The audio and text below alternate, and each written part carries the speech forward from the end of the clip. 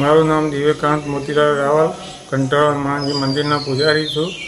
આજે સવારે અહીંયા મંદિરમાં નિત્યક્રમ પ્રમાણે આરતી પૂજા કરવામાં આવેલું. ત્યાં જોતાં અંદરની પેટી તથા બહારની પેટી તથા રામજી મંદિર સામે બનાવી તેની બંને પેટી તથા રામદેવ મંદિરની પેટીના તાળા તૂટેલ એવું જાણવા મળેલ. પછી મેં પોલીસ સ્ટેશનની જાણ કરેલ. પછી પોલીસ સ્ટેશનથી બધા તપાસમાં આવેલ અને વર્ષમાં 2 વાર ગયા. વર્ષમાં આ બીજી વાર પણ આ પરિસ્થિતિ થઈ છે. પહેલાં પણ ફરિયાદ આપી હતી પણ એનો કોઈ ઉકેલ મળેલ નથી. તો સત્વરે જેમ જલ્દી આનું કાર્યવાહી થાય અને તપાસ થાય જલ્દી ચોર પકડાય દાદાની વિનંતી છે બધાને. દાનપેટીમાંથી કઈ ગયું હોય એવું અંદાજે? દાનપેટીમાંથી પણ ગયા હશે. અંદાજે કેટલા રૂપિયા હોઈ શકે? અંદાજે 2,000 રૂપિયા હશે.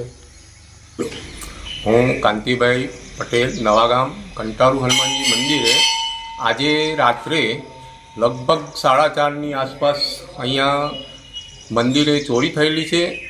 આજુબાજુના 3 મંદિર છે આવેલા છે અહીંયા. આ વર્ષમાં બીજી વાર સતત આ બનાવ બનેલ છે. હવે અહીંયા વારંવાર અમે પોલીસ સ્ટેશને જાણ પણ કરેલી છે, ત્યાંથી પોઈન્ટ પણ મૂકેલો છે, પણ કઈ રીતે આ થયું, રાતે આ બનાવ સતત થતા રહે છે.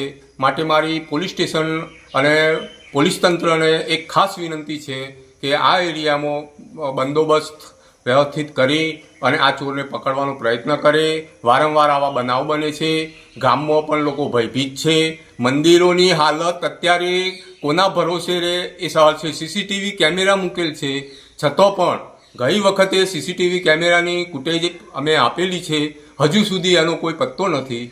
તો સાહેબશ્રીને અમારા પોલીસ સ્ટેશનને જાણ કરીએ છીએ કે આની વ્યવસ્થિત તપાસ કરી અને એનું ઉકેલ લાવે, અમે એવું ઈચ્છીએ છીએ.